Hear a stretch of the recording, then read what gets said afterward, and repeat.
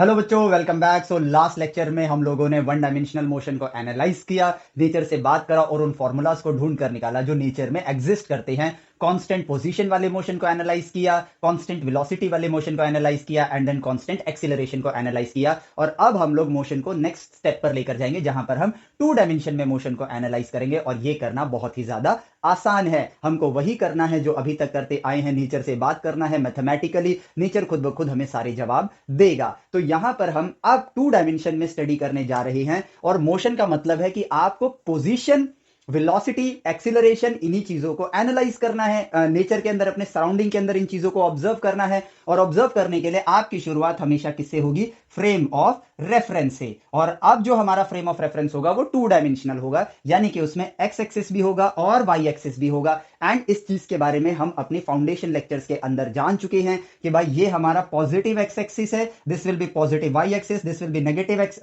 X axis, this will be negative Y axis. और इन पे जो कोऑर्डिनेट्स निकल कर आएंगे, यानी कि ये कोऑर्डिनेट सिस्टम जो है यही हमारा फ्रेम ऑफ रेफरेंस है। और फ्रेम ऑफ रेफरेंस हमेशा एक ऑब्जर्वर से स्टार्ट होता है, यानी कि जहां ऑब्जर्वर होगा वहीं पर आपका ओरिजिन पॉइंट एग्जिस्ट करेगा और उसके अकॉर्डिंगली ही आप जिसके मोशन को देख रहे हो अपने फ्रेम ऑफ रेफरेंस के अकॉर्डिंगली आप मेजरमेंट्स करोगे। As simple as that. अब यहां पर एक फ्रेम ऑफ रेफरेंस है और अब हम एक इंसान के क्या कहते हैं, मोशन को ऑब्जर्व करते हैं। अब क्योंकि मोशन जो है ना, यहां पर आपका डिस्प्लेसमेंट, वेलोसिटी, एक्सीलरेशन, ये सब एक वेक्टर क्वांटिटीज है, तो ये वेक्टर्स की तरह ही बिहेव करेंगे। यानी कि जो हमने वेक्टर में सीखा है कि परपेंडिकुलर वेक्टर्स, और वहां पर भी तो हमने मोशन का ही एग्जांपल लिया था, तो आपको इसको समझना और ज्यादा आसान होगा कि परपेंडिकुलर वेक्टर्स जो हैं वो अपना अपना काम अपने अपने एक्सिस पर करते हैं। और अगर सेम एक्सिस पर दो वेक्टर्स हैं तो वो स्केलर की तरह ऐड हो रहे हैं, अगर सेम एक्सिस पर है तो। लेकिन अगर परपेंडिकुलर है तो वो ऐड नहीं होते हैं, बस वो सिंपली क्या करते हैं, अपना अपना काम करते हैं, जिसकी वजह से रिजल्टेंट प्रोड्यूस होता है। फॉर एग्जांपल, अगर मैं यहां पर एक लाइन लेता हूं, मान लो मैं वाई एक्सिस में मूव कर रहा हूं, लेकिन पैरेलली अगर मैं पैरों से एक्स डायरेक्शन में मूव करना स्टार्ट कर दूं, ये अभी मैं सिर्फ एक्स में मूव किया मैंने, तो इस तरह से मेरा पाथ गया। लेकिन अगर ये दोनों काम मैं हाथों से ऊपर जाऊंगा, पैरों से आगे जाऊंगा, और अब देखना मेरा मोशन किस तरह बनेगा। ये देखो, ये मेरा खुद ब खुद एक रिजल्टेंट मोशन क्रिएट हो गया। तो इस तरह के मोशन को आप इस तरह से ऑब्जर्व कर सकते हो कि ये मोशन एक हो रहा है एक्स का मोशन और एक वाई में मोशन हो रहा है, जिन दोनों का रिजल्टेंट ये वाला मोशन है। So this is X component, this is Y component and this is your resultant motion. And motion को स्टडी करने के लिए ऑब्वियसली आपको किसका यूज करना है? फ्रेम ऑफ रेफरेंस का यूज करना है। एंड आप देखो अब सारा काम आपके लिए आसान हो गया। अब आपको यहां पे पूरे चैप्टर में कोई प्रॉब्लम नहीं आने वाली है, ना ही प्रोजेक्टाइल में प्रॉब्लम आएगी, ना ही आपको रिलेटिव मोशन में प्रॉब्लम आएगी। और अब देखो वो कैसे। सिंपली अगर मैं यहां पर लेट से कि मैं 37 डिग्री के एंगल पर, ठीक है, फ्रेम ऑफ रेफरेंस से 37 डिग्री के एंगल पर 5 मीटर पर सेकंड की स्पीड से जा रहा हूं, तो ऑब्वियसली अगर मेरे एक्स कोऑर्डिनेट्स को मैं देखूं तो एक सेकंड में अगर यहां 5 मीटर ट्रेवल किया है तो एक सेकंड में मेरा एक्स कोऑर्डिनेट होगा 4 मीटर्स का और वाई कोऑर्डिनेट होगा मेरा 3 मीटर्स का। तो आप देख सकते हो कि एक्स डायरेक्शन में आपने 4 मीटर ट्रेवल किया है इन 1 सेकंड, तो आपकी एक्स डायरेक्शन में जो वेलोसिटी हो गई that is 4 metre per second, और वाई डायरेक्शन में उसी तरीके से आपकी वेलोसिटी हो गई 3 मीटर पर सेकंड। अब इसको रिवर्स वे में समझो। लेट से कि आप एक पाइप के अंदर हो, जो हमने वेक्टर्स में एग्जांपल लिया था उसी एग्जांपल को लेते हैं कि मान लो आप एक पाइप के अंदर हो और इस डायरेक्शन में आप मान लो 4 मीटर पर सेकंड की स्पीड से आगे जा रहे हो, ठीक है। और ये जो पाइप है ये क्रेन से लटकी हुई है, ये 3 मीटर पर सेकंड की स्पीड से ऊपर जा रही है। तो एक मिनट में आप यहां थे, सॉरी, एक सेकंड में आप 4 मीटर का डिस्टेंस ट्रेवल करोगे, वेरस पाइप जो है वो 3 मीटर ऊपर चली जाएगी। तो आप यहां पर नजर आओगे तो रिजल्टेंट मोशन आपका इस तरह होगा। और आप, क्योंकि ये 4 मीटर है, ये 3 मीटर है, पाइथागोरस करूंगा तो ये 5 मीटर आएगा। जो ऑब्जर्वर आपको देख रहा है उसने क्या देखा? उसने देखा कि आपने 5 मीटर्स का डिस्टेंस ट्रेवल किया है, वो भी डिस्प्लेसमेंट ट्रेवल किया है, वो भी एक सेकंड में। तो ऑब्जर्वर के लिए आपकी वेलोसिटी क्या होगी? 5 मीटर पर सेकंड, क्योंकि भाई ऑब्जर्वर जो डेटा देख रहा है उस डेटा के हिसाब से आपको जवाब देगा। और क्योंकि उसको अगर आपके पास आना है तो उसके लिए ये वेलोसिटी मायने रखती है, आप क्या चल रहे हो वो मायने नहीं रखता है। उसी का रिवर्स करके देखो कि अगर ये 5 मीटर पर सेकंड की स्पीड से 37 डिग्री के एंगल पर जा रहा है तो बेसिकली वो एक्स में 4 मीटर पर सेकंड की स्पीड से जा रहा है, वाई में 3 मीटर पर सेकंड की स्पीड से जा रहा है। और इसका बेनिफिट क्या मिलेगा? इसका बेनिफिट यह मिलेगा कि हम अब किसी भी वेक्टर्स को हम कंपोनेंट्स में तोड़ सकते हैं। कंपोनेंट्स में तोड़ सकते हैं। क्यों? क्योंकि जो परपेंडिकुलर मोशंस होते हैं या परपेंडिकुलर वेक्टर्स होते हैं वो अपना अपना काम अपने एक्सिस पर कर रहे हैं। अगर y में 2 सेकंड बाद पूछूं, अगर 3 मीटर पर सेकंड आपकी वेलोसिटी है तो y में आपने 6 मीटर ट्रेवल किया होगा और x में आपने अलग से अपने मोशन के हिसाब से, x के मोशन के हिसाब से 8 मीटर ट्रेवल किया होगा। As simple as that. और उसी के अकॉर्डिंग आपका रिजल्टेंट मोशन प्रोड्यूस होता रहेगा। और ये कोई भी डेरिवेशन नहीं है, नेचर में ऑब्जर्व किया, ऑब्जर्व करके नेचर ने ये हमें खुद बताया कि भाई वेक्टर्स की दुनिया में सबसे अच्छी बात क्या है, परपेंडिकुलर वेक्टर्स जो हैं वो एक दूसरे के साथ इंटरफेयर नहीं करते हैं, वो अपना अपना काम करते हैं और इन दोनों के अपने अपने काम की वजह से ही रिजल्टेंट मोशन प्रोड्यूस होता है। और आप इजीली पाइथागोरस एंड ट्रिग्नोमेट्री की मदद से आप ये बता सकते हो कि आप यहां पर किस रिजल्टेंट मोशन का मैग्नीट्यूड क्या है, या फिर वेलोसिटी कह लो, एक्सीलरेशन कह लो, या फिर उसका एंगल क्या है, ये चीज आप आसानी से बता सकते हो। तो वेक्टर एनालिसिस इसीलिए पहले किया गया था ताकि अब मोशन को हम आसानी से एनालाइज कर सकते हैं। तो अब अगर मैं इसको वेक्टर फॉर्म में लिखता हूं, ये मेरे पास v वेलोसिटी है, मान लो 5 मीटर पर सेकंड, तो इसके कंपोनेंट्स क्या होंगे, इसको मैं रिजॉल्व करूंगा अगर x एंड y में, तो वो क्या आ रहा है, 4 metre per second x direction में and 3 metre per second y direction में। अब x और y को हम कैसे डिनोट कर रहे हैं, x डायरेक्शन के लिए i cap unit vector and y direction के लिए j कैप यूनिट वेक्टर, और ये बन गया मेरा वेलोसिटी वेक्टर। काम खत्म। ठीक है, अब देखो, अब यहां पर अगर मैं आपकी वेलोसिटी को लूं तो velocity of man is 4 metre per second I cap. ठीक है, वेलोसिटी ऑफ ये कह लो क्या है ये, क्रेन। ठीक है, velocity of crane is 3 metre per second J cap. और रिजल्टेंट वेलोसिटी क्या होगी, इन दोनों का कॉम्बिनेशन, तो 4 metre per second I cap plus 3 metre per second J cap, basically velocity of man vector plus velocity of crane vector. इन दोनों को add कर दिया, आई जे लगा दिया, सेम बात हुई कि मैग्नीट्यूड इतना है, डायरेक्शन y है, मैग्नीट्यूड इतना है, 4 है, डायरेक्शन आपकी x है। This is your velocity vector. और इसी तरीके से आप एक्सीलरेशन वेक्टर को लिखोगे। मान लो आप इस डायरेक्शन में एक्सीलरेट कर रहे हो 7 मीटर पर सेकंड स्क्वायर से, और इस डायरेक्शन में आपका थीटा एंगल है, तो कंपोनेंट क्या होगा, 7 cos थीटा, और इधर कंपोनेंट होगा 7 sin थीटा। तो आप यहां पे लिख सकते हो acceleration vector is 7 cos theta I cap plus 7 sin theta J cap. Game over. आसानी से आपने यहां पर क्या कर लिया, आपने यहां वेक्टर्स को कंपोनेंट में रिजॉल्व कर लिया, चाहे वो वेलोसिटी वेक्टर हो, पोजीशन वेक्टर हो, या फिर आपका एक्सीलरेशन वेक्टर हो। आप आसानी से इनको तोड़ सकते हो और मोशन को एनालाइज करना यहां पर बहुत ही ज्यादा आसान हो जाएगा। ठीक है, चलो, तो अब हम यहां पर 2 डायमेंशन मोशन को स्टार्ट करने से पहले एक और 1 डायमेंशनल मोशन को एनालाइज कर लेते हैं, जो कि है आपका फ्री फॉल। ठीक है, फ्री फॉल। अब देखो, ये फ्री फॉल क्या है, बेसिकली फ्री फॉल में कुछ नहीं होता है, आपने एक बॉडी को ड्रॉप कर दिया, under the influence of gravity वो गिर रही है, यही आपका फ्री फॉल मोशन है। तो अगर एक ऑब्जेक्ट है यहां पर जिसको मैं फ्रीली छोड़ने वाला हूं, जो h हाइट पर है, मान लो इसकी हाइट यहां से कितनी है, h हाइट पर है, तो अब जैसे ही इसको छोड़ूंगा, ये अर्थ के ग्रेविटेशनल फोर्स की वजह से नीचे की तरफ एक्सीलरेट करेगा, नीचे की तरफ एक्सीलरेट करेगा, और अगर ऊपर फेंकूंगा तो डी एक्सीलरेट करेगा। As simple as that. क्योंकि ग्रेविटेशनल पुल कहां है, towards the centre of earth होता है, इसलिए ये नीचे एक्सीलरेट करेगा। और ये जो एक्सीलरेशन की वैल्यू है उसको एक सिंबल दिया गया है जी, और उसकी वैल्यू जो मेजर की गई वो आई 9.8 मीटर पर सेकंड स्क्वायर। हालांकि इन रियलिटी आपकी जो ये वेलोसिटी है ये हर पॉइंट पे चेंज होती है। जब आप ग्रेविटेशन चैप्टर पढ़ोगे तो आपको नजर आएगा कि जो ग्रेविटेशनल एक्सीलरेशन है वो हर पॉइंट पे उसकी वैल्यू डिफरेंट है। लेकिन ये जो हाइट है ना, अर्थ के रेडियस के सामने इतनी छोटी है कि यहां से इस छोटी हाइट तक जाने में इतना ज्यादा माइनर डिफरेंस आता है जी की वैल्यू में, एक्सीलरेशन ड्यू टू ग्रेविटी की वैल्यू में, कि हम इसको एज अ कांस्टेंट ही ट्रीट कर रहे हैं। क्योंकि उससे जो फर्क पड़ेगा हमारी कैलकुलेशन में वो ना के बराबर होगा। कहने का मतलब यह कि अगर मैं एग्जैक्ट वैल्यू ऑफ जी हर पॉइंट का लेता हूं, तो उससे अगर इसको गिरने का टाइम 3.01 सेकंड आया, तो एग्जैक्ट वैल्यू लेने से 3.010037 इतना फर्क पड़ेगा। तो ये इतने जीरो के बाद जो 37 आया है, इस वैल्यू से हमें कोई फर्क नहीं पड़ता है, क्योंकि इन रियलिटी अपने को तो देखना है ऑन एन एवरेज 3.01 सेकंड में ये आ गया। ठीक है, तो देखो, इसलिए हम जी की वैल्यू को यहां क्या लेंगे, 9.8 मीटर पर सेकंड लेंगे, और कई कई जगह पर आपको मेंशन कर दिया जाएगा कि आप इसको 10 मीटर पर सेकंड स्क्वायर ले लो, just to make calculation easy. ठीक है, जहां जहां ये दिया होगा इसका मतलब कैलकुलेशन को इजी करने के लिए दिया गया है। और कई बार जी की वैल्यू को पाई स्क्वायर भी दिया जाएगा, पाई स्क्वायर भी ऑलमोस्ट 9.8 के करीब ही आता है। ठीक है, सो ये हो गया देखो मेरा acceleration due to gravity. 1 dimensional motion हम जानते ही हैं। अगर कांस्टेंट एक्सीलरेशन हम ले रहे हैं तो हमारे पास आ जाता है v is equal to U plus A T, S is equal to U T plus half A T square, and V square is equal to U square plus 2as।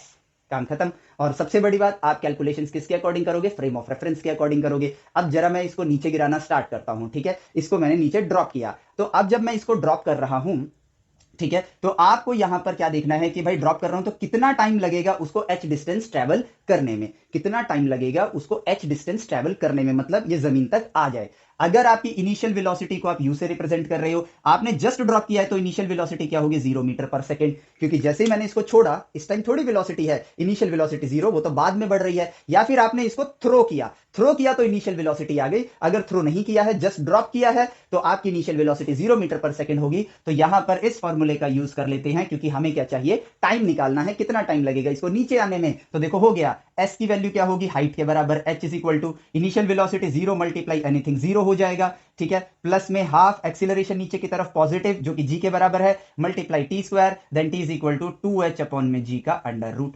Formula याद करने की जरूरत नहीं है, नेचर से बात करो, खुद ब खुद जवाब मिल जाता है। अब बढ़ते हैं अगले मोड पर कि भाई जब ये नीचे आएगा, h डिस्टेंस ट्रेवल करेगा, तो इसकी वेलोसिटी कितनी होगी? तो भाई इसका इस्तेमाल कर लेते हैं, यहां पर इसकी मदद से निकाल लेते हैं। तो फाइनल वेलोसिटी का square is equal to initial velocity का स्क्वायर प्लस 2gh। तो v की वैल्यू होगी आपकी अंडर रूट 2gh। यानी कि कुछ भी आपसे पूछा जाए आप निकाल सकते हो। ये तो वन डायमेंशनल मोशन है ना, ये सारे फॉर्मूलाज हम जानते हैं, और ये फॉर्मूलाज हमें कब यूज करने हैं? जब आपका एक्सीलरेशन कांस्टेंट होगा तब। लेकिन अगर एक्सीलरेशन वेरिएबल होगा तब आप इन फॉर्मूलाज का यूज नहीं करोगे, क्योंकि ये डिस्कवर हमने उस परिस्थिति के लिए किए हैं जब एक्सीलरेशन आपका कांस्टेंट होता है। एज सिंपल एज दैट, ठीक है। अब देखो, तो भाई अब हम यहां पर वेक्टर्स के फॉर्म में चीजों को लिख सकते हैं। वेलोसिटी वेक्टर अगर आपका इस तरह लिखा हुआ है कि अगर मान लो वेलोसिटी वेक्टर लिखा हुआ है, ठीक है, 8i cap plus 4j cap plus 3k cap, तो इसका मतलब क्या होगा? इसका मतलब होगा कि मैं 8, अगर यहां पे यूनिट मीटर पर सेकंड दी है, तो 8 मीटर पर सेकंड से x डायरेक्शन में जा रहा हूं,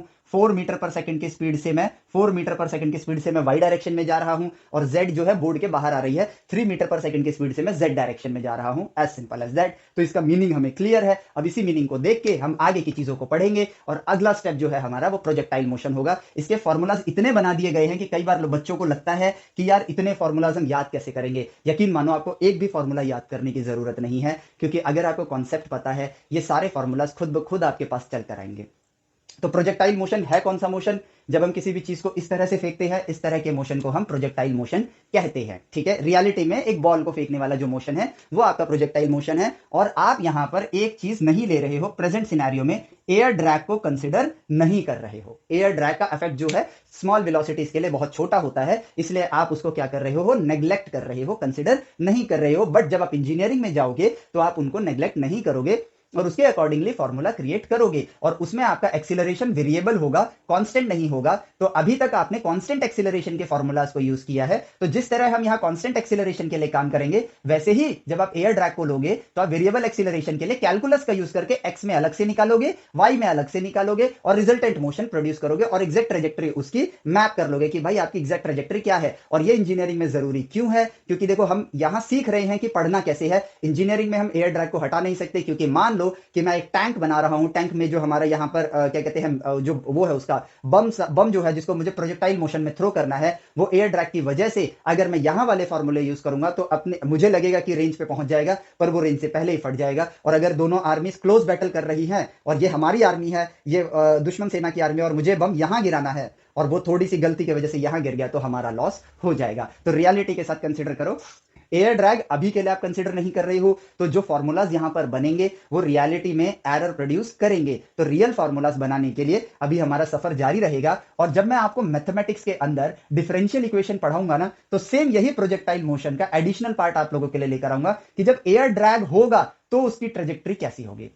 हम इंजीनियरिंग में जो मैथमेटिक्स होती है वो भी धीरे धीरे करेंगे आगे चलते हुए, क्योंकि अभी हमें उसके लिए अपने बेसिस को रेडी करना है। 11th 12th आपका बेस है इंजीनियरिंग का, तो यहां पर हम रेडी होते जाएंगे और इंजीनियरिंग की चीजों को भी देखते जाएंगे, ताकि हमको ये यकीन हो कि जो 11th 12th में पढ़ा है ना उसका रियल लाइफ में काम है। फालतू के मीम्स देख के ये ना कहें कि जो हमने 11th 12th में पढ़ा इसका मेरी रियल लाइफ से क्या लेना देना है। अगर हम सही डायरेक्शन में पढ़ेंगे, नेचर से बात करेंगे, अब भाई जब नेचर से बात करके ही ये ज्ञान मिल रहा है, तो इट मीन से आपके सराउंडिंग में अवेलेबल है, एग्जिस्ट करता है, और अगर एग्जिस्ट करता है तो आप इसका भरपूर इस्तेमाल कर पाओ, इसीलिए आपको ज्ञान लेना है। नहीं कर पाओगे तो जैसी दुनिया चल रही है वैसी हमारी भी चलती रहेगी। कुछ क्रिएट करने के लिए नेचर को अपना दोस्त बनाना है, उससे बातें करनी है। हम फालतू की बातों में टाइम वेस्ट करने से हमें कुछ नहीं मिलता है, लेकिन नेचर से बात करने पे हमको एक चीज मिलती है, वो है भरपूर ज्ञान। और नेचर के पास तो सारा ज्ञान है, हमको सिर्फ बात करने वाला बनना है, उससे पूछने वाला बनना है, नेचर सब देगा हमें। ठीक है, चलो तो अब देखो भाई, हमें प्रोजेक्टाइल मोशन को एनालाइज करना है। ठीक है, तो मैं सबसे पहले किसी भी मोशन को एनालाइज करने के लिए क्या बनाऊंगा? Exactly frame of reference. ठीक है, फ्रेम ऑफ रेफरेंस।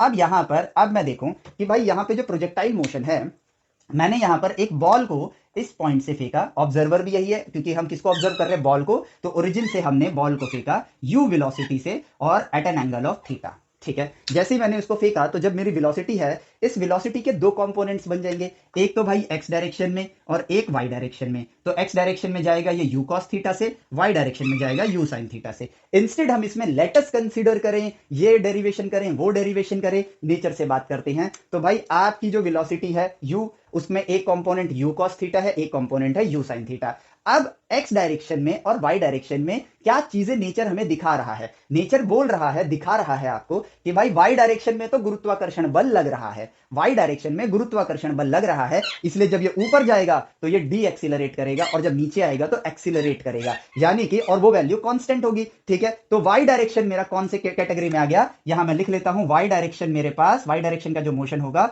वो कांस्टेंट एक्सीलरेशन वाला होगा। लेकिन एक्स डायरेक्शन में क्योंकि आपने एयर ड्रैग तो हटा ही दिया है, चलो तो एक्स डायरेक्शन में फिर तो कोई फोर्स ही नहीं है, गुरुत्वाकर्षण ठीक नीचे लगता है, इस डायरेक्शन में नहीं लगता है। मैं यहां खड़ा हूं तो मैं नीचे अपने आप का खिंचाव महसूस कर रहा हूं अपने वजन का, आगे की तरफ नहीं कर रहा हूं, वरना मैं आगे पुश हो जाता। इट मींस हॉरिजॉन्टल डायरेक्शन में, एक्स डायरेक्शन में there is no gravitational force, उस फोर्स का कोई भी कंपोनेंट इस डायरेक्शन में नहीं है, ये वास्तविकता में हमको नजर आ रहा है। तो अगर मेरी वेलोसिटी यू कॉस थीटा है, एक्स डायरेक्शन में कोई फोर्स नहीं है तो कोई एक्सीलरेशन नहीं होगा, और अगर एक्सीलरेशन नहीं होगा तो एक्स डायरेक्शन की जो वेलोसिटी होगी, एक्स डायरेक्शन की, वो कौन सी होगी, कांस्टेंट वेलोसिटी वाली मोशन होगा। वाई डायरेक्शन में कांस्टेंट एक्सीलरेशन वाला मोशन होगा, एक्सीलरेशन वाला मोशन, और एक्स डायरेक्शन में कांस्टेंट वेलोसिटी वाला मोशन। और इसी के ऊपर तो जेई में कई बार क्वेश्चन भी पूछा गया है कि भाई प्रोजेक्टाइल मोशन में बताओ, जब आप एक्स में इस पॉइंट पर हो तो आपकी वेलोसिटी कितनी है, जब भाई कांस्टेंट वेलोसिटी है तो एक्स डायरेक्शन की वेलोसिटी चेंज होगी ही नहीं।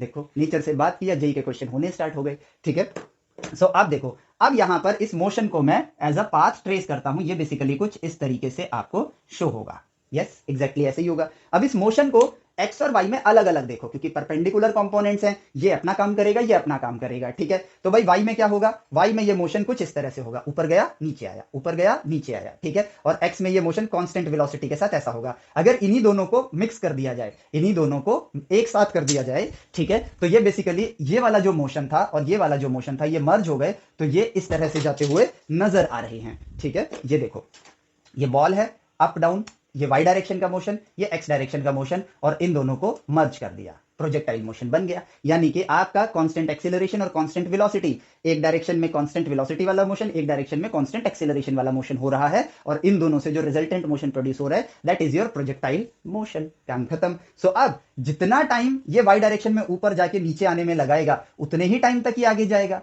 सिंपल, उतने ही टाइम तक बाउंस करके आगे बढ़ेगा, लेकिन फर्स्ट हिट तक ही हमें मोशन को स्टडी करना है। अभी जितना टाइम ये ऊपर जाके नीचे आने में लगाएगा, उतने टाइम तक आगे जाएगा। तो चलो, ऊपर लेके गए, नीचे लेकर आए। ठीक है, ऊपर लेके गए, नीचे लेकर आए, और अब इसी के साथ मैं इसको, ठीक है, अब क्या करता हूं, आगे ले जाता हूं, ऊपर लेके गया, नीचे लेकर आया, पहुंच गया।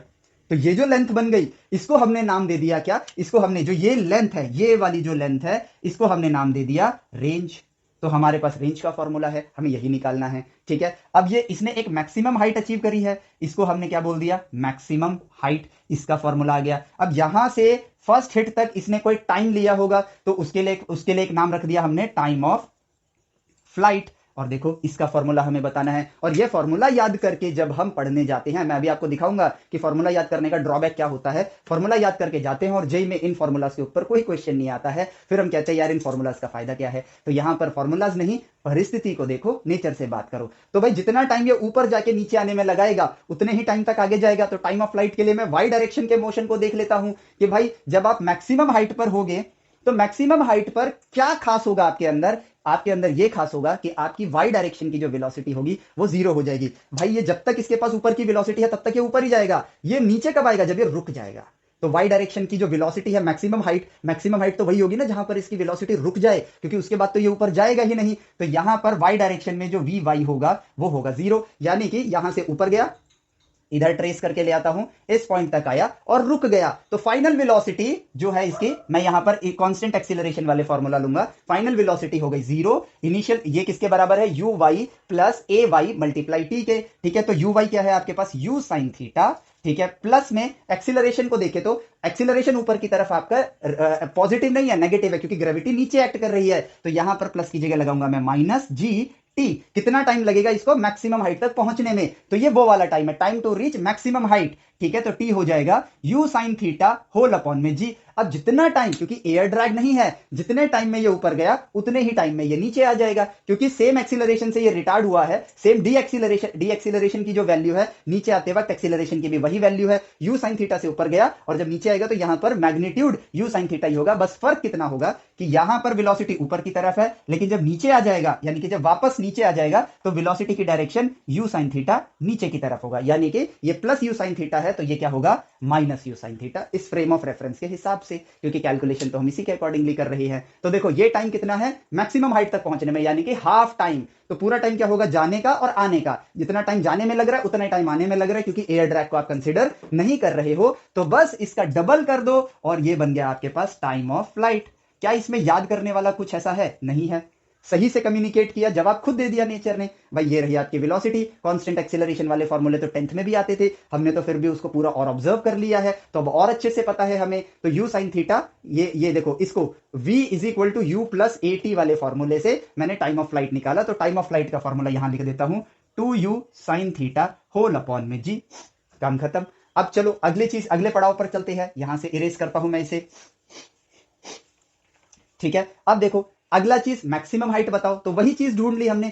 आपकी वेलोसिटी क्या है वाई डायरेक्शन में, 0 है, तो V Y square is equal to U Y square, ठीक है, प्लस में 2as। मैक्सिमम हाइट को मैं h से रिप्रेजेंट करता हूं, तो फाइनल वेलोसिटी 0 का square, initial velocity you square sine square theta minus में 2g, क्योंकि g यहां पर नेगेटिव होगा, ऊपर की तरफ रिटार्डेशन हो रहा है, मल्टीप्लाई h, तो h मैक्सिमम, हाइट मैक्सिमम आ गया you square sine square theta upon में 2g।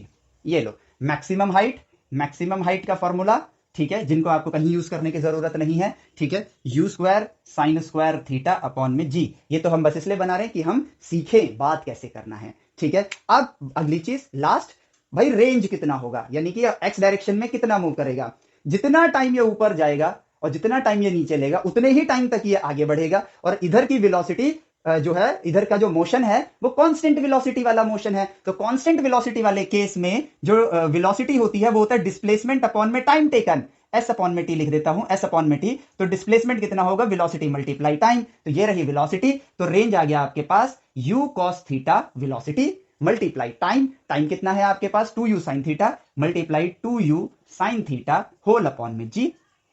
काम खत्म। अब u से u मल्टीप्लाई कर दो, चलो कर देते हैं, ठीक है, u स्क्वायर, अब 2 साइन थीटा कॉस थीटा, ये मैथमेटिक्स में आपको फॉर्मूला मिलेगा, वहां पर इसका ओरिजिन भी बताऊंगा मैं, ठीक है। तो ये 2 साइन थीटा कॉस थीटा जो होता है ट्रिग्नोमेट्री में हम पढ़ ही लेंगे, इसकी वैल्यू होती है, ये इक्वल होता है साइन 2 थीटा के बराबर। तो बस इसीलिए यहां पर आपकी बुक्स में साइन 2 थीटा लिख दिया गया है, multiply divided by G, that is your range.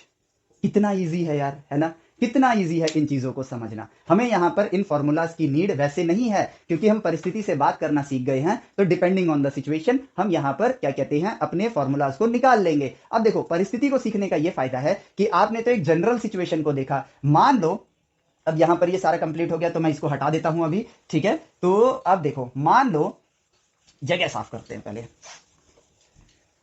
ठीक है, मान लो कि आप एक बिल्डिंग पर खड़े हो, अब यहां से आपने एक थीटा एंगल पर किसी बॉल को फेंका, ठीक है। अब ये जो बॉल है ये भी तो प्रोजेक्टाइल मोशन करेगी, लेकिन ये गिरेगी कहां, ये अर्थ कहां है भाई, यहां है, तो यहां पर गिरेगी, ठीक है। इस तरह का मोशन आ गया। तो आप क्या, जो फॉर्मूलाज आपने अभी निकाले थे मैक्सिमम हाइट के, you square sine square theta upon में जी, ठीक है, टाइम ऑफ फ्लाइट था 2u साइन थीटा, ठीक है, यहां पर 2g था, ठीक है, और आपके पास था रेंज था आपके पास you square sine 2 theta upon में जी। क्या इन फॉर्मूलाज का इस्तेमाल करके मैं ये वाला प्रोजेक्टाइल सॉल्व कर सकता हूं, नहीं कर सकता हूं। मेजॉरिटी बच्चे क्या सोचते हैं, भाई बुक में फॉर्मूला बता दिए, यहां अप्लाई करते हैं, सॉल्व करते हैं, जवाब आएगा, नहीं आएगा। यहां पर आपको परिस्थिति से बात करना आना चाहिए कि भाई जितना टाइम ये लेगा पहले इस हाइट तक पहुंचने में, प्लस उसके बाद इस हाइट से यहां तक आने में जितना टाइम लेगा, ठीक है, उतने टाइम तक ही आगे जाएगा। तो टाइम ऑफ फ्लाइट निकालो, मैक्सिमम हाइट पे वी वाई क्या होगा आपके पास 0, तो यहां तक का टाइम निकालो। यहां पर u वेलोसिटी है, this is u cos theta, this is u sine theta. तो चलो यहां तक का टाइम निकालते हैं, इस हाइट तक पहुंचने तक का टाइम निकालते हैं, और इसकी जो हाइट है वो मान लो कैपिटल H है, और ये जो है यहां पर इसको मैं H डैश बोलता हूं, ठीक है, चलो H डैश नहीं, इसको H ही बोलता हूं, इसको स्मॉल h ले लूंगा, यहां तक की जो हाइट होगी that will be your small h, ठीक है। तो भाई कितना टाइम लेगा ऊपर तक आने में, टाइम निकालते हैं तो इसको मैं t1 ले लेता हूं कि भाई यहां से यहां तक जाने में जो टाइम लगा दैट इज t1। ठीक है, t1 टाइम ले लेता हूं तो वो कितना निकल कर आएगा मेरे पास, देखो final velocity 0, initial velocity u sin theta minus g t1, तो t1 निकल कर आया u sin theta whole upon में g, ये आ गया मेरे पास t1। अब t2 लेते हैं, ठीक है, तो t2 टाइम, अब यहां पर जब ये बॉल पहुंच गई है यानी कि इस पोजीशन पर है, y डायरेक्शन में देखो, y में अलग x में अलग, तो राइट नाउ इसकी इनिशियल वेलोसिटी अब यहां से कैलकुलेट करो क्या होगी, 0 होगी, और इसको ड्रॉप होकर आना है ये h प्लस ये h, इतना डिस्टेंस ट्रेवल करना है इसको नीचे आने तक। ठीक है, तो अब कितना टाइम लगेगा, तो अब यहां पर हमें क्या निकालना है, टाइम निकालना है, तो टाइम आ जाएगा मेरे पास, मैं सेकंड फॉर्मूले का यूज करता हूं, s is equal to ut plus half at square का, तो डिस्टेंस कितना ट्रेवल करना है इसको, small h plus capital H, तो small h distance plus capital H is equal to initial velocity 0 plus half, नीचे की तरफ g पॉजिटिव है, देन t आ गया 2h प्लस स्मॉल h, ठीक है, अपॉन में g का अंडर रूट, तो ये t2 टाइम हो गया, ये t2 टाइम, तो टोटल टाइम ऑफ फ्लाइट कितना हो जाएगा, t1 plus t2। Formulas important है या नेचर से बात करना इंपॉर्टेंट है, आप खुद बताओ। तो यहां पर टाइम ऑफ फ्लाइट यहां पर क्या हो गया, टाइम ऑफ फ्लाइट हो गया t1 plus t2, t1 plus t2 हो गया, जो कि किसके बराबर आया, देखो यहां पे टाइम ऑफ फ्लाइट को कैपिटल T से लिखता हूं, उसका रिजल्ट आया u sin theta whole upon में g प्लस में under root 2h plus small h whole upon में g। अब दुनिया क्या करती है पता है, इनके भी फॉर्मूलाज बना बना के दुनिया को डराने का काम कर रही है, ये खुद में ही दिखने में फैंसी लग रहा है, हमें लगता है फिजिक्स पढ़नी स्टार्ट कर दी हमने, कुछ नहीं है, ये कितना सिंपल है, x में अलग y में अलग, काम खत्म। अब यहां पर ये वाला जो h है ना, इसको तो आप कैलकुलेट कर ही सकते हो, कैसे, फाइनल वेलोसिटी 0 है आपके पास, ये वाला h तो आप बता ही सकते हो, तो फाइनल वेलोसिटी 0 का square is equal to initial velocity u square sine square theta minus 2g small h, तो h की वैल्यू आ गई u square sine square theta upon में 2g। अब इसी फॉर्मूले को, ये ऑलरेडी फैंसी दिख रहा है, इसको और फैंसी दिखाया जाएगा, कैसे, आपको इस तरह से शो कर देंगे कि लो भाई इस परिस्थिति में आप ये फॉर्मूला लगा देना, ठीक है,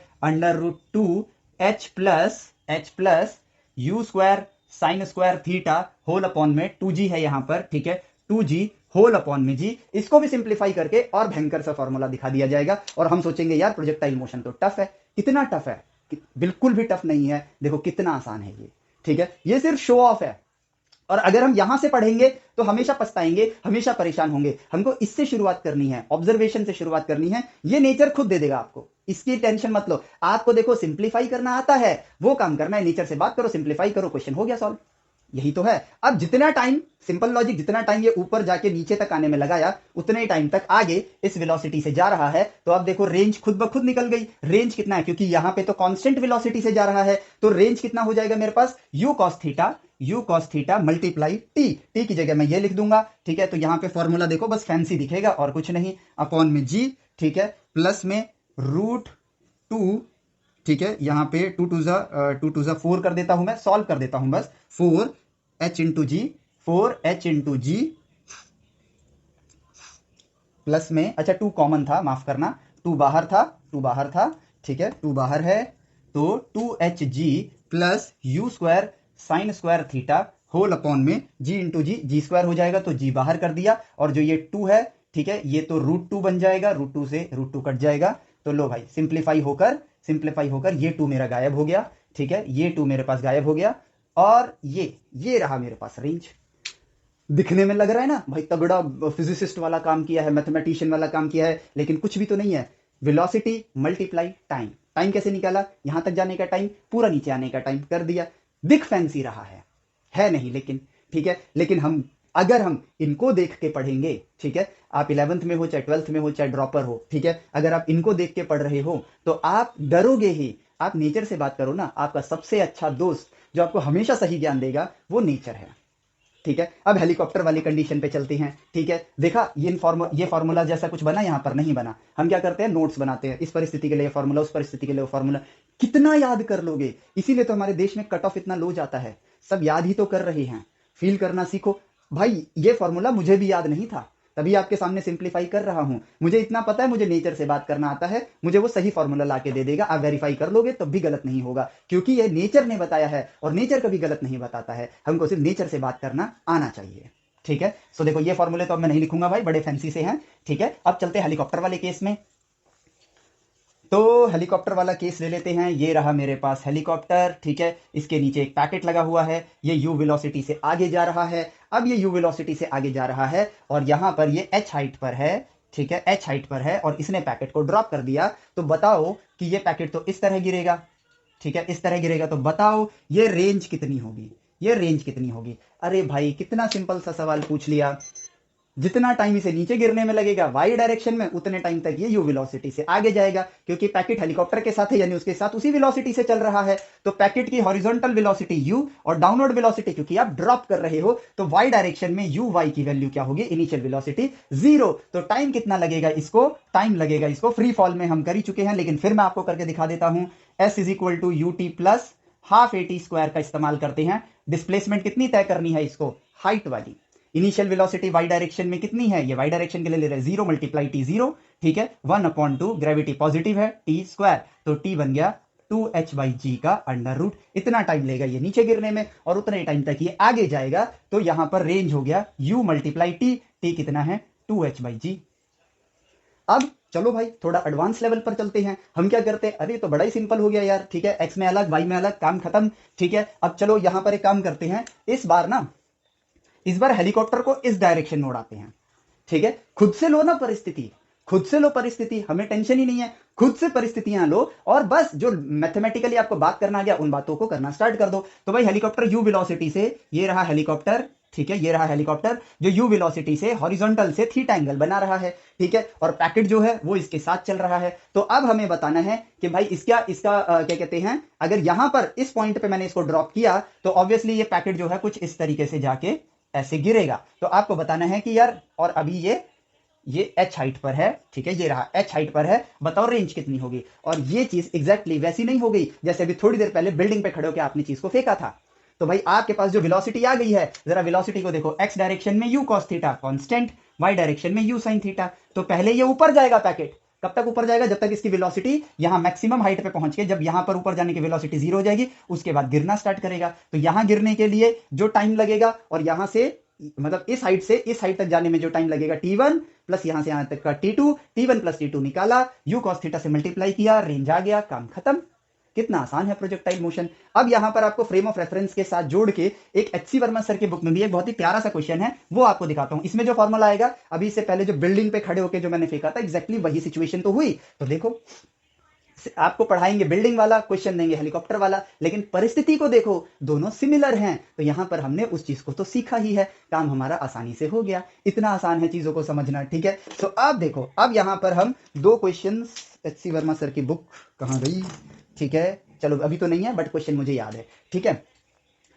अब एक बुक के अंदर आपको वर्कड आउट एग्जांपल के अंदर एचसी वर्मा सर के बुक में क्वेश्चन मिलेगा जिसमें एक इंक्लाइन है और यहां पर हॉरिजॉन्टल डायरेक्शन में यू वेलोसिटी से एक बॉल को थ्रो किया गया है, ठीक है, हॉरिजॉन्टल डायरेक्शन में। तो ये जो बॉल जो है ये इस तरह आके जहां पर पहला टप्पा लेगी, तो अगर ये पॉइंट ए है, जहां उसने पहला टप्पा लिया वो पॉइंट बी है, और अकॉर्डिंग टू द क्वेश्चन आपको ए बी का आंसर देना है कि ए बी लेंथ कितना होगा। अब इस क्वेश्चन को हम दो तरीके से करेंगे और बुक में भी दो तरीके से इसलिए किया गया है ताकि आप उन चीजों को पकड़ो जो चीज बुक आपको बताना चाहती है, और वो ये है कि भाई ऑब्जर्वर, हमने ये सीखा है ना, फ्रेम ऑफ रेफरेंस ऑब्जर्वर के हिसाब से होता है। तो भाई अभी ऑब्जर्वर जो है वो इस डायरेक्शन में देख रहा है, ये रहा उसका पॉजिटिव एक्स एक्सिस, सामने की तरफ देख रहा है, तो उसने अपना फ्रेम ऑफ रेफरेंस बना दिया, ठीक है। अब यहां पर जो ये एंगल बना रहा है दैट इज थीटा, तो ये एंगल भी थीटा हो जाएगा, सिंपल अल्टरनेट एंगल्स छोटी क्लासेस में हमने पढ़ा है, ठीक है। वाई डायरेक्शन में ऑब्वियसली नीचे जो सरफेस है, पहली बार ये सरफेस इसके लिए, इस बॉल के लिए वाई डायरेक्शन में ऑब्स्टेकल कहां बन रहा है, बी में बन रहा है, यानी कि जब तक ये पहली बार उसे हिट नहीं कर देता है तब तक तो ये फ्री फॉल ले रहा है।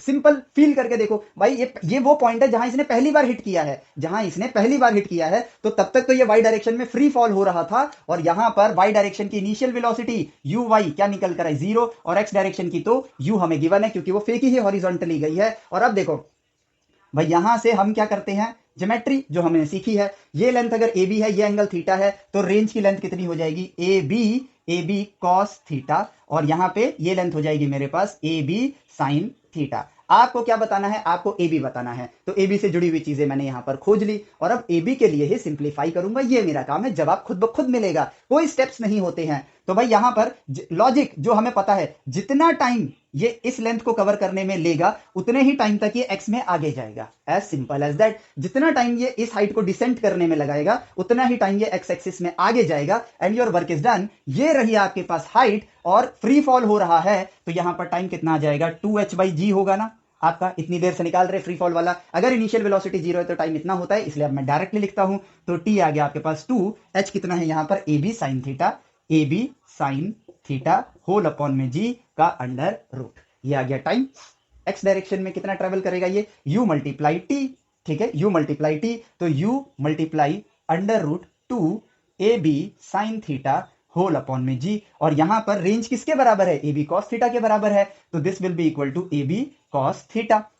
ab निकालना है आपको, तो देखो आपने वही किया जो प्रोजेक्टाइल में करते आ रहे हो, नेचर से बात करा, जवाब खुद ब खुद मिल गया। ab के लिए आपको सॉल्व करना है, क्वेश्चन की डिमांड आपसे ये है, तो जस्ट अब आपको दिख रहा है दोनों तरफ ab स्क्वायर कर दो ताकि आप अंडर रूट से उसको बाहर करो, तो यहां पर हो जाएगा u square multiply 2 ab sin theta whole upon में g is equal to ab का whole square multiply cos square theta. एक ab से एक ab काटो, ठीक है, बस हो गया मेरे पास काम। तो यहां पर ab को यहीं छोड़ता हूं, कॉस स्क्वायर थीटा यहां ले आता हूं, ठीक है। तो देखो आंसर खुद ब खुद आ गया, ab is equal to 2u square sine theta by G cos square theta, sine theta और एक कॉस थीटा उठा लो, तो बुक में जो आंसर है वही लिख के दिखा रहा हूं बस आपको, मल्टीप्लाई टैन थीटा, एक कॉस थीटा बचा है ऊपर ले आओ, ये क्या बन गया आपके पास सेक थीटा होल अपॉन में g. Your work is done.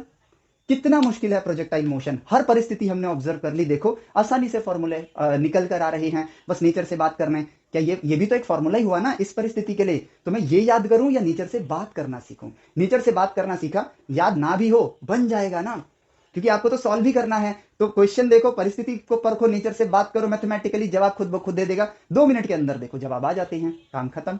इतना आसान है हमारा यहाँ पर काम को करना।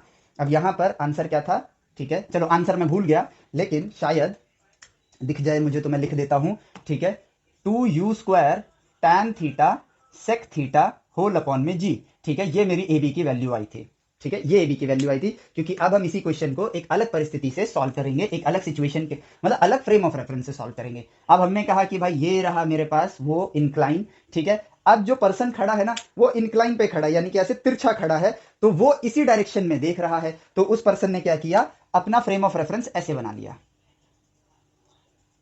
ये देखो इस तरीके से बना लिया। और अब यहां पर ये बॉल जो है ये तो हॉरिजॉन्टली फेंकी गई है और ये इस तरह से मूव करते हुए यहां पर गिरेगी, तो ये रहा उसका फ्रेम ऑफ रेफरेंस। और हमें क्या बताना है, अब इस फ्रेम ऑफ रेफरेंस पे ये वाली लेंथ बतानी है जो कि ए बी के बराबर है।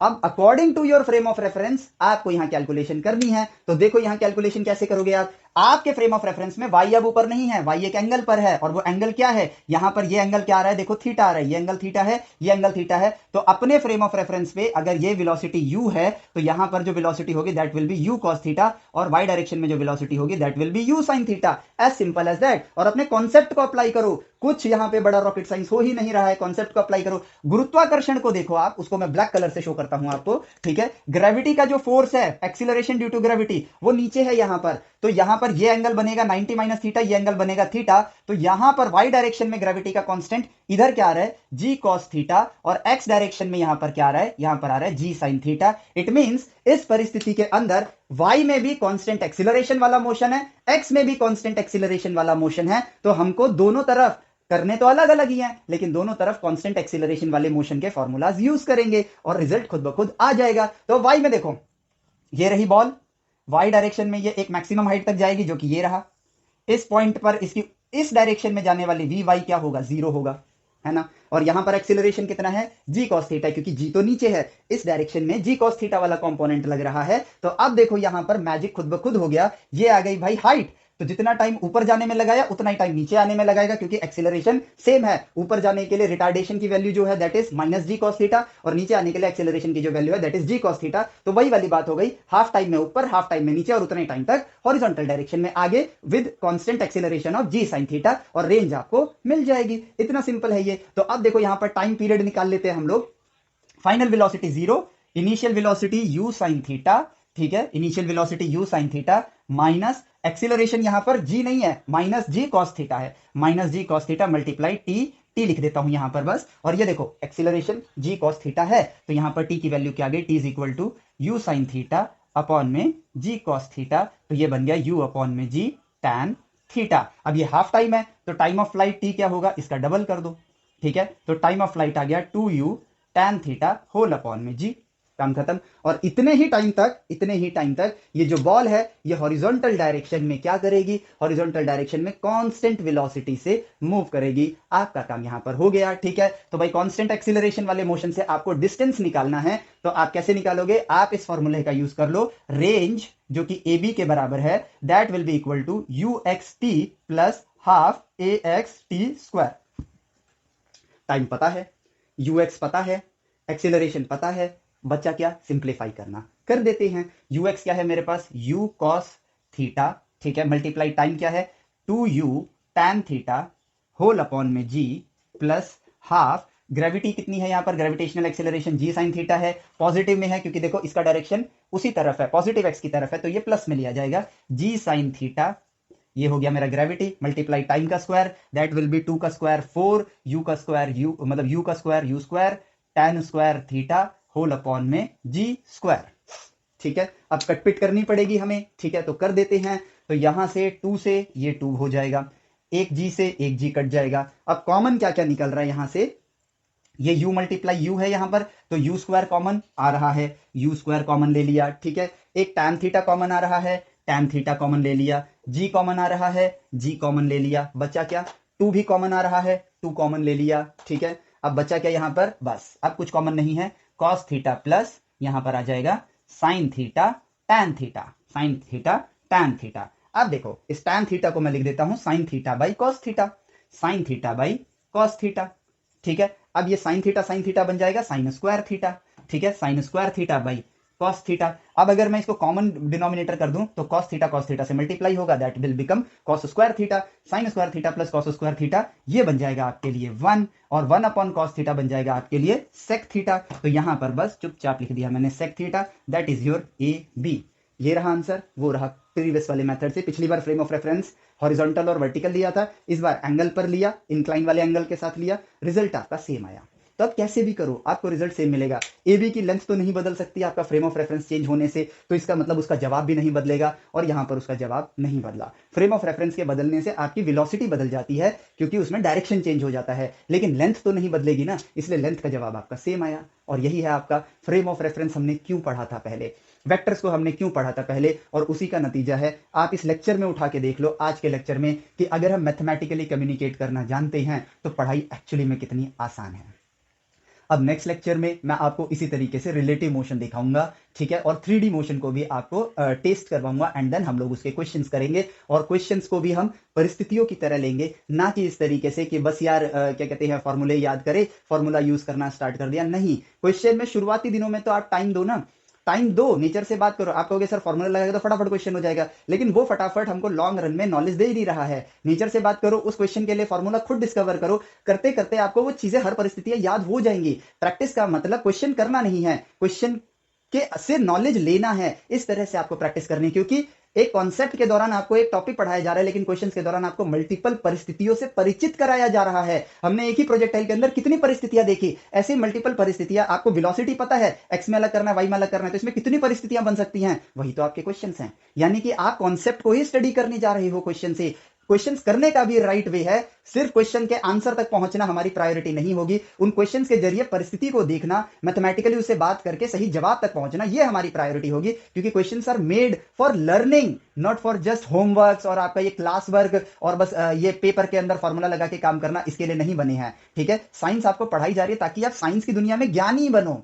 एक पेपर के लिए परेशान होके गलत डायरेक्शन में पढ़ाई करने अगर चले जाओगे तो फिर ज्ञानी कैसे बनोगे, और ज्ञानी नहीं बनोगे तो इस पढ़ाई का फायदा क्या हुआ, इस समय का फायदा क्या हुआ। तो इस समय का सही उपयोग करो, सही डायरेक्शन में पढ़ो और एंजॉय करो। ठीक है, सो मिलते हैं आपसे नेक्स्ट लेक्चर में, जिसमें हम लोग रिलेटिव मोशन देखेंगे। Till then take care, bye bye, Jai Hind.